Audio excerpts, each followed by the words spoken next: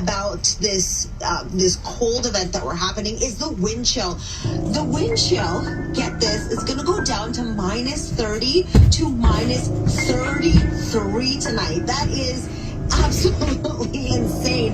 And when that wind hits, especially on your face, it stings. But we've been talking to people about how they're coping, getting through this day. Here's what some people said. It's very, very cold. Yeah. This is the coldest day in Canada for me.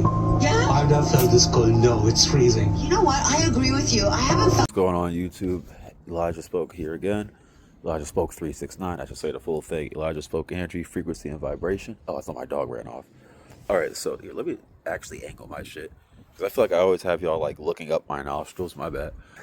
I made this video, or this story on my Instagram yesterday, just showing how fucked up the sky was from chemtrails and shit like that. You know, they're geoengineering. I thought that would be a good idea to like just make a longer video on, you know, geoengineering, cloud seeding, the fact that these chemtrails contain heavy metals, which is dangerous for the body. It's toxic to the body. They have poisons spraying on us. They have aluminum, cadmium, barium,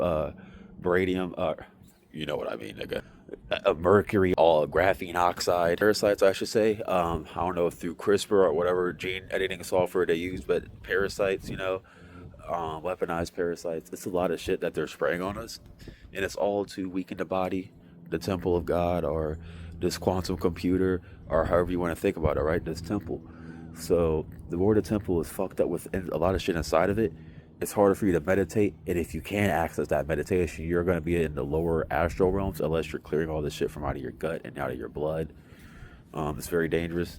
So I recommend detoxing, using a sauna, sweating as much as you can, fasting as well. Get some mineral tea. That should help you while you're, you know, fasting and using a sauna. You're going to be losing minerals, so it's in your best interest to get these mineral teas like burdock root, Irish sea moss, or normal sea moss if you want. I always get Irish sea moss, you know, shilajit. I'm going to show you guys the story that I made. I'm going to show you guys like a HARP documentary where they talk about cloud seeding, and also show you guys, you know, a quick clip of these chemtrails and like how it all works and shit like that. Look at the fucking sky. Let me stand up. Look at this shit. You can't tell me they're not trying to prepare for a fucking winter storm, nigga. They're creating this shit. Look at this shit. Look at this, bruh. What the fuck?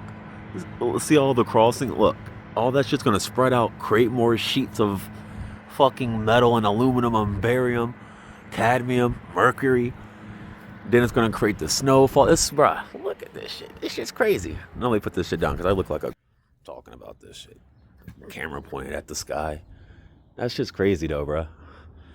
Everything is engineered. Northern California, we've got a bit of an unusual situation. Now, this first portion of the radar cycle, fairly bland and typical, but then you see these bands of very distinct cloud cover moving into the region. That is not rain, that is not snow. Believe it or not, military aircraft flying through the region is dropping chaff. Small bits of aluminum, sometimes it's made of plastic, or even metallicized paper products, but it's used as an anti-radar issue, and obviously they're up there practicing. Now, they won't confirm that, but I was in the Marine Corps for many years, and I'll tell you right now, that's what it is. 50 in Medford. We see the serpent. One day, I hope you see the truth. This puppet show stays on because of you fools. We've been dancing with the devil way too long. I know it's fun, but get ready to pay your dues. Oh God, come back home. There are currently 42 cloud seeding projects across the American West, like this one in Utah, where they take planes like this with flares attached. They fly right into the storm and send microscopic particles into the cloud. Particles that act like magnets for water droplets, bonding together until they are heavy enough to fall to the ground as rain or snow. At the University of Colorado, researchers are working on artificial intelligence to deploy cloud seeding drones. And it's not just cloud seeding from the sky. There are hundreds of those things. That shack you see in the foreground is a ground-based cloud seeder. The little flame coming out is sending tiny silver iodide particles up into the sky. When a storm comes through, they go up to 2,000 feet above our head, into the storm, up those mountains, and make more snow than it naturally would. Well, cloud seeding has been helping get every last drop out of some of the driest years on record. This past winter, Mother Nature came through. The Southern Rockies, which feed the Colorado River, got more than 4 times their average snow. But experts say it's still not enough. As much as cloud seeding is a boost or a help, it's not a solution. The main solution is conservation. Cloud seeding is most successful in wet years, so this was a huge winter for them. They actually stopped early because Mother Nature was giving up so much. Now, studies have shown that the environmental impacts from the silver iodide, on the current scale, there are no impacts to snow or rain, also downstream, so it doesn't impact, the other weather. They do anticipate at least 200 more ground cloud seeders in the future, and the federal government has committed $2.6 million to seeding. Back to you, Gio and Eva. In 1993, the FAA started warning pilots to stay away from a certain section of airspace over Alaska. The U.S. government was experimenting with a new breed of high-altitude electronic technology that was significantly altering the Alaskan airspace. The experiments continue to this day, and critics are warning that this project could have global effects that will destroy our planet.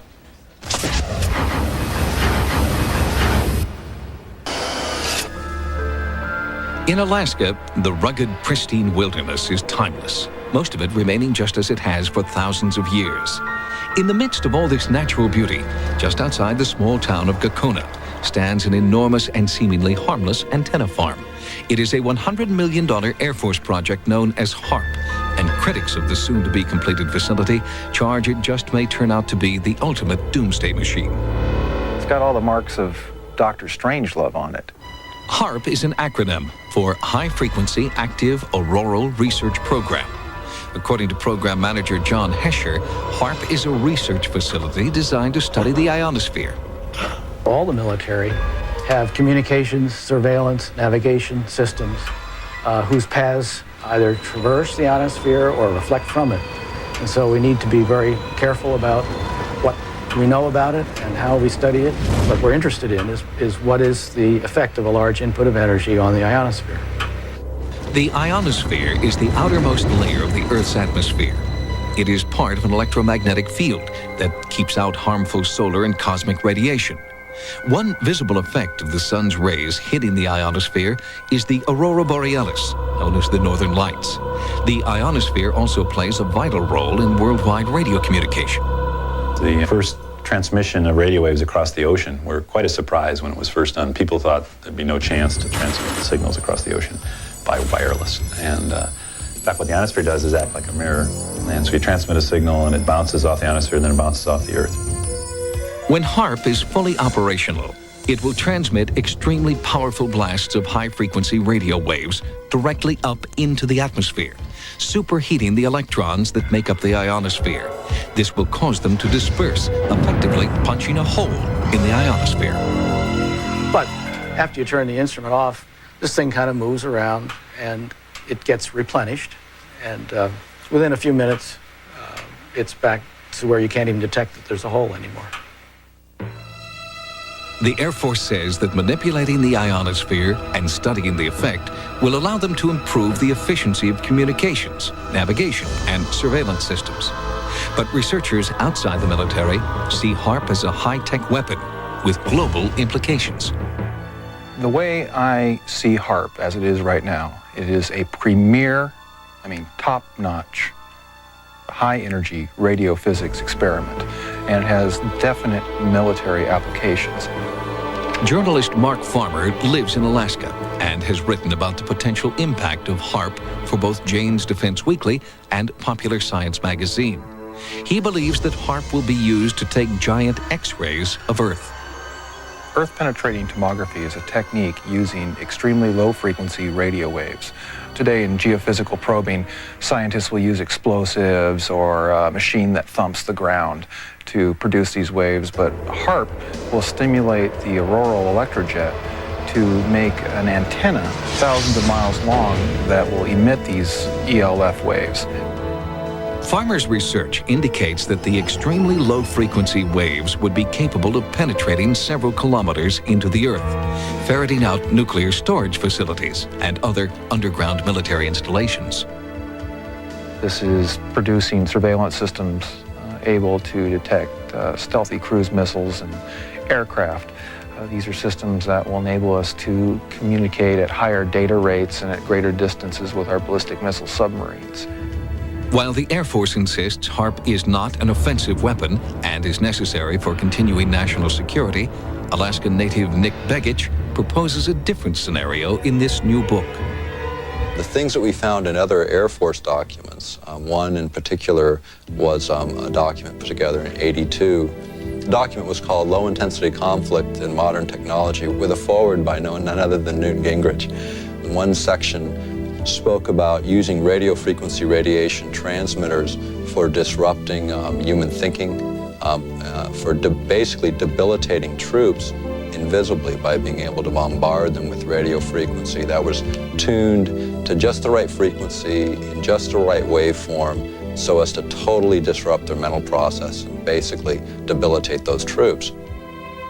Because of HARP's potential to disrupt the Earth's magnetic field, many observers are concerned that it will damage the biomagnetic sensors that migratory animals like salmon and birds depend upon. Anything that HARP can do to the magnetic field is orders of magnitude smaller than the natural variations of the Earth's field. So I would have to say, no, there's nothing we can do to affect the salmon. But what generates the most concern by far is HARP's ability to tamper with and punch holes in the ionosphere.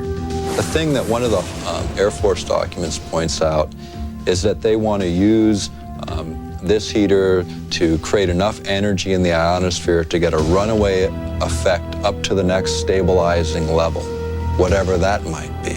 It's precisely whatever that might be that worries Dr. Patrick Flanagan, a physicist who believes the ionosphere is extremely fragile. The ionosphere is a chaotic system that is on the edge of instability. So the trigger point for HARP would be that energy and that frequency which throws the ionosphere into chaos. In other words, it would be that point which throws it over the edge. For example, it is believed that a hole in the Earth's ozone layer has caused an increase in infrared radiation, contributing to the melting of the polar ice caps and forcing New Zealand children to wear protective clothing to school. Flanagan and others believe the potential danger from a hole in the ionosphere is much greater. It could create a change in the ionospheric shield that protects us from cosmic radiation. We're worried about the ozone layer. The ozone layer is nothing compared to what HARP could do. You know, we're worried about ultraviolet light. That's just a very harmless ray compared to some of those energy streams or particles that are coming from outer space that are being deflected by this natural shield around the Earth. And this is what HARP wants to play with. Critics worry that HARP has been placed in the hands of too few, and that international debate is necessary to fully explore all the potential dangers that this project may soon unleash, a proposal in which the Air Force has shown little interest to date. Once we open this box, and it is a veritable Pandora's box, we're not going to be able to close it. And of course, once you acquire a technology, you want bigger and better aspects of it. And then we come into the questions of whether or not, if we go big, if we go better, if we're going to cause damage to our planet. Proponents of HARP insist the danger has been grossly exaggerated. The project continues to move forward as scheduled and will be fully operational by 1997. Next, they start